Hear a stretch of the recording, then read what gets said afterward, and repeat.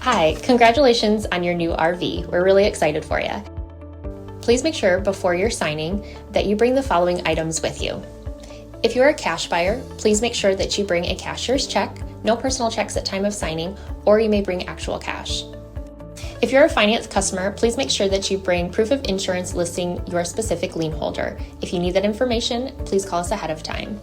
Also, make sure that you bring all valid driver's license of all persons that will be listed on the title. If you have a trade that you're trading in with us, please make sure that you bring your 10-day payoff as well as your title and all persons who will be listed on the title of that trade.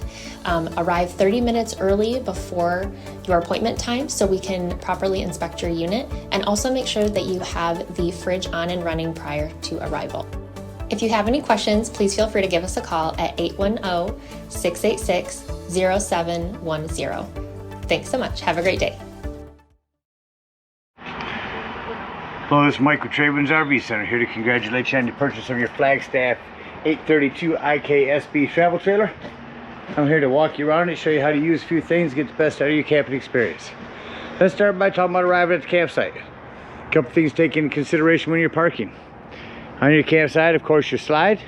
You plan to use your awnings, leave plenty of room for those to come out. You have one on your slide as well.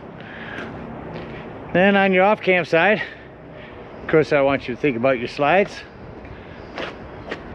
So you have plenty of room for them to come in and out unimpeded. And then I want you to leave yourself a nice walking path, because the next thing you need to think about is where your power and water connections are going to be.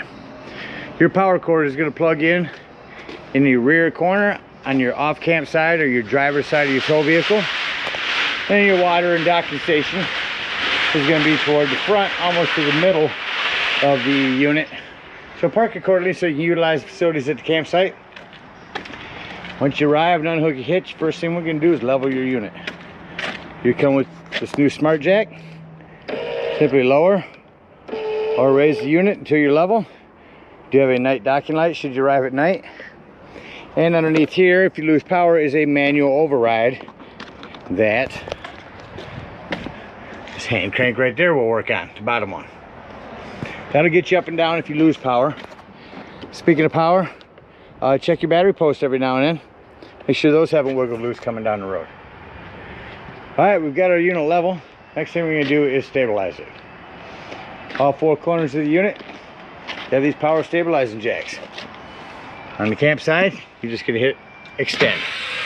As I run these down, I'm going to recommend stabilizing jack pads. Jack pads that can protect the feet of your stabilizing jacks from dirt and debris and hot black top in the summer. Get your 4-pack of those, put them down, and that's as far as you want to run these down. Once it's taut and you feel like it's going to start to lift the unit, go ahead and stop. Remember, these are stabilizing jacks, not leveling jacks. You've already got a unit level. We just want to get it stable and not change the levelness. There's your front ones. Come back here and show you where your back ones are at. Also on your campsite, controls for that. Extend. Show you those working real quick and run them back up. So get all four of them down, get the unit nice, level, and stable. Then we can hook up our power and water. Your power cord, big long 50 amp service back here. The way these go on now is you go on at a little angle and then twist to the right and then put your washer on. At the end of this 50 amp service, you'll get a dog bone. That'll bring you from 50 down to 30 amp. That'll be in your convenience pack. And then you have a 30 to 110 if you ever need to plug in at home. Got your power hooked up. Let's hook up our water. Docking station, real easy, no knobs to turn or anything. We're simply going to start here on your city water connect. First and foremost, your water pressure regulator. This water pressure regulator is going to reduce the water pressure to 40 to 50 psi, protecting the lines in your unit. I always use this when putting fluid in here. City water connect, hook that up, hook up your hose, but don't turn your hose on yet. Right above this is your hot water heater. All we're doing at this point, make sure our drain plug's back in. You may have left that out the last time you were out camping. Go ahead and throw you some plumber's tape around there. Get that in there nice and snug. Once that's in there tight, then you can turn that hose on. After your hose has been on for a little while, go inside. You can deploy the slides at this time because our unit's level and stable. But what I want you to do is get access to your water taps. Get them all opened up. Get a nice steady flow of water flowing through them. All the air out of the lines. Then shut them off. Then you can turn on your hot water heater indoors. There is an on-off electric element right here. The only time you ever want to turn this on out here is if you're hooked up to 110. Otherwise, turn it on indoors. Hot water heater doesn't seem to be working. Come out here and look and see if these are bubbled up. If they are, they're a reset. Just press them back in. And then your pressure release valve up here. All right, let's say we're gonna go camping and we're not gonna use city water. We're gonna go boondocking or dry camping. In that case, let's find your potable water tank. So again, all the way to the rear back here by your power, just to the right of that is your potable water.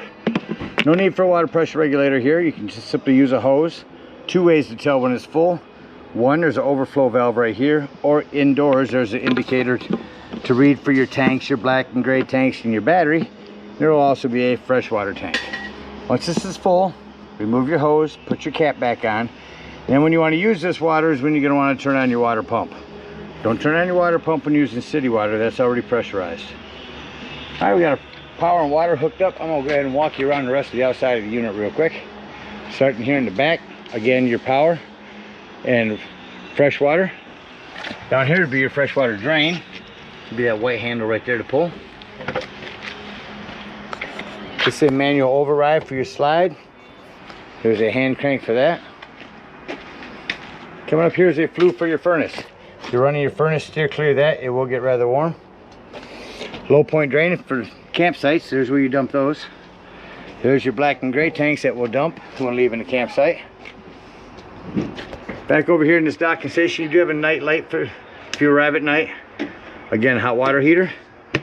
Hot and cold water shower. Down here you can plug in your cable or your satellite. This is your black tank flush. We'll talk about that when leaving the campsite. Your city water, and this is where your antifreeze will go in. Have your storage here. More storage over here. Bottom crank is your crank for your spare tire as well as your tongue jack, and then that top one is for your manual override for your slides. Again, your battery post. Your propane does come with a cover and a regulator. Simply point it toward the tank you wish to be using. Lefty loosey to open. Green means you've got gas. And on the front of the unit here, between your propane tank and your tires is your battery disconnect. That'll come important later when I talk about your carbon monoxide propane detector. That'll shut off all the battery power to the unit. So, docking light. Griddle. There's a table back there. Spray port hose. You're prepped for solar. You can plug in a solar panel right there and that'll trickle charge your batteries. Again, your leveling jacks. This blue spray port can come over here, and hot and cold shower here as well. Here's your lip for your griddle. Spot for a TV. 110 and cable for a TV. Your griddle. Quick connect LP right there. Down here is your spare tire with the manual crank for that.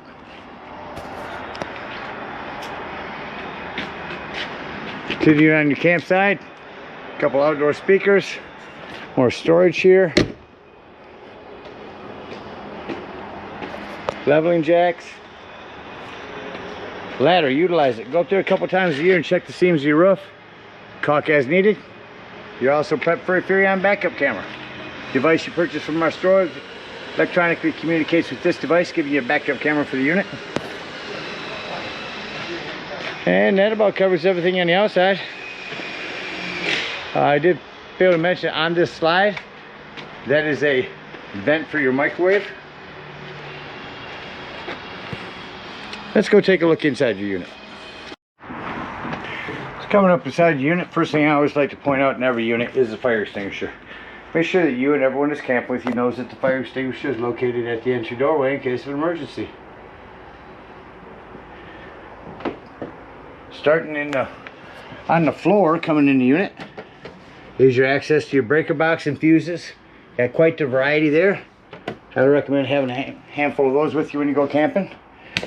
Coming up, lots of lighting, a Wi-Fi ranger, and there's the information for that. Here is your control panel. So I'm going to close the door here. Actually, I'm going to leave it open for a minute. So I'm going to start on the control panel in the lower right hand corner on your awnings. So your awning, you're going to hit extend. You're only going to want to run that out until that flap falls down to 90 degrees and you can see them bars. That will extend itself past that. So keep an eye on it when you run it out. And I'm going to go ahead and run it back in. As I do. So we start at the top. Up top's where your battery. You can check your black and fresh and gray tanks here. Here's your panel power. You have an entry light here in the hallway. Porch light. Here's where you turn on your water heater, hooked to electric. Awning light. Aisle light, step light. Your tank heater, and if you're in inclement weather, that'll put a turn on the pad just on your tanks. Your water pump, if you're using potable water, you can turn it on here. Turn on your water heater hooked to gas here. Your slides, run them in and out. And then your awnings again. Awning number 2, I'm going to extend real quick just so you can see that one working as well. We'll run that back in.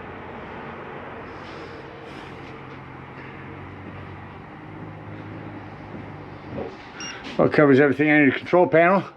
Up here is your solar power control panel. What this does is it keeps the solar panels from overcharging your battery. I will send you a completely separate video from GP Electric on this. Not much you have to do on this at all, other than you hold down B and you want to make sure you are on flooded battery. 110 here with GFCI reset. On the floorboard is your 12 volt carbon monoxide propane detector. Now the reason I mention that's 12 volt, it's always running off your battery. So if you are out boondocking somewhere, nothing plugged in charging your battery, use that battery disconnect to keep this from running your battery down if you're going to be gone all day. Continuing in the unit, your kitchen area, you got a lot of individual lighting in here. Pop-up power port, press down on that, pop that up, gives you a couple 110s and USBs. Self-explanatory microwave. You have a light and a fan. Your glass top here makes an excellent backsplash. Flip that up, turn your panel light on, turn that to light, hit a spark, and once you, there it is, your gas is on, there it goes. You got your flame. Same thing on the oven, no pilot light here. Turn this to light, light it here, and then set it to the desired temperature. Rock your panel light down and it becomes an oven light. Magic Chef fridge, just want to make sure for travel, make sure you have this over like that. That's going to keep your fridge from popping open on you. We have safety strapped your recliners away. Want to make sure that this is on here. These are actually Lazy Boy recliners. Your sofa, let me quickly show you how to turn that into a bed. The back cushions should be Velcroed. Best to stand in the middle here. Lift up, fold out your legs, pull it towards you. Flip the back down, and just that quickly, you have another sleeping quarters. Just make sure when you put it back that you lift the back up first, front up, fold in our legs,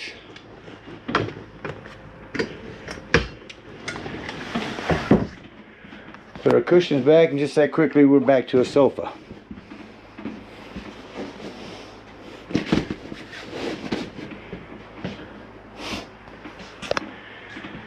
One 10s USBs down here. You have a hand crank open vent here. Individual lighting. Let's find your remote. Alright, let's find a remote for your Roku TV. You have to go through and add you some stations. I'm going to tell you on your TV, lift up on this. This will swing this out. Before you run your channel scan at local parks to pick up local channels, make sure this green light's on.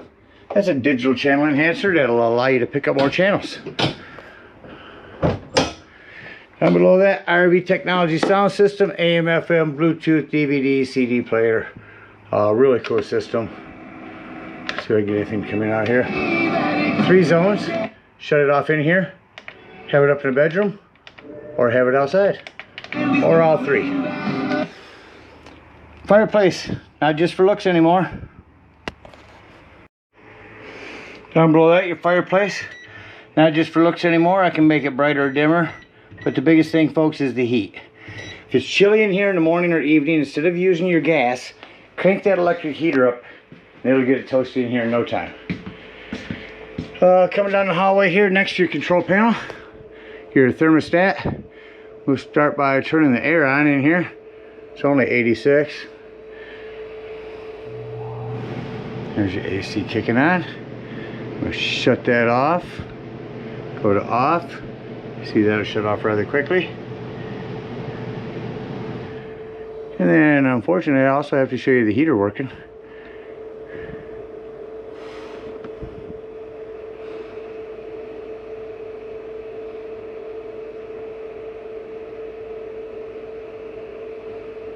And there goes the heat.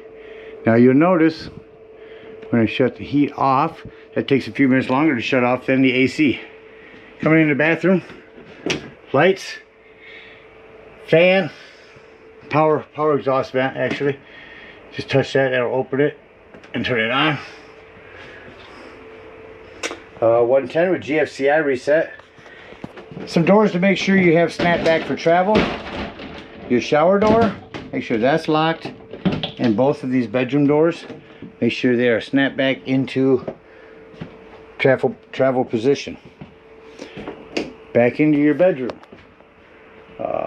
Again, that door, make sure that's secure. Your light in here, touch it once for a blue light. Hold it on for your reading light. I also have a hand crank open vent in here. The drawers with storage underneath the bed. 110's USB. You also prep for a TV in here. Back array here, cable 110's up here. Individual lighting. And that about covers everything on the inside. Let's act like we're leaving the campsite and get ready to close things up. The first thing I like to do, after I walk through and shut off all these backlights, is go to my control panel and shut off all of my lights. Then I can look around and see any individual lighting that I may have to go around and shut off. Oh yeah, and your stereo, touch it once for mute, hold it in to shut it off. Remotes will be right here in this drawer.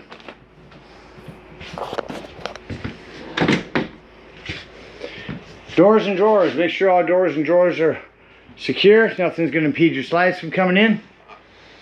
So I'm going to find a better place to secure these benches. So I'll repeat again.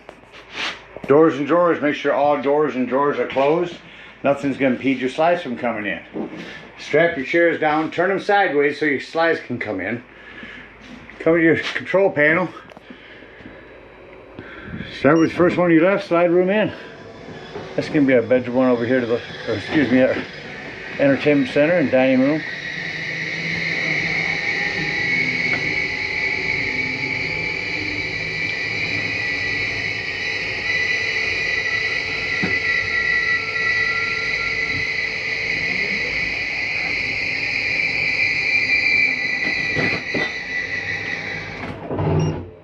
Slide 2 in. You hear that little grinding noise at the end? It's not actual grinding. That's the slide mechanism just telling itself, don't go in any further. We're all the way in. The sound that sounds like something's breaking is actually keeping it from, preventing it from breaking. And lastly, our bedroom slide. Again, in there, make sure our doors and drawers are closed. I'll put your benches in your bedroom closet. They'll travel a lot better than they will bouncing around in your living room.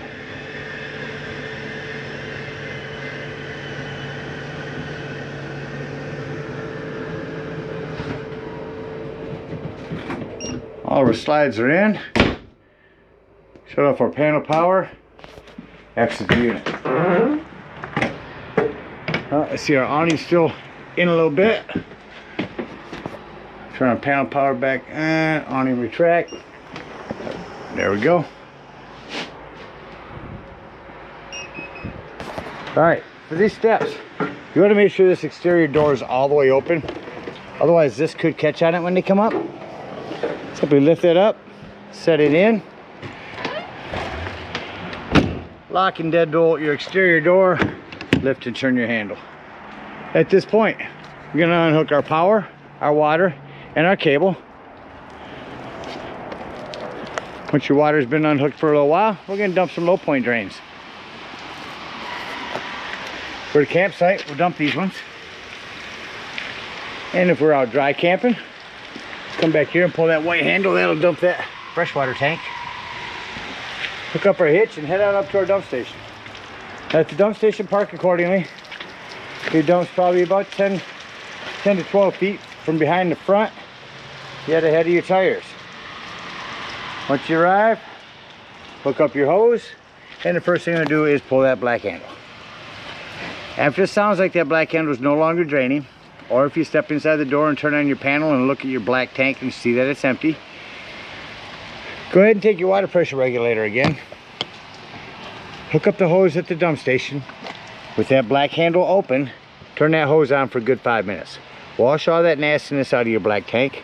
Unhook that hose, close your black handle, pull your first gray. When that one's done, close, leave that one open, pull your second gray. Once these are both dumped, you can close both of them back up and head on home. Again, thank you guys so much for your purchase. Hope you enjoy this Flagstaff for many years to come. Happy camping.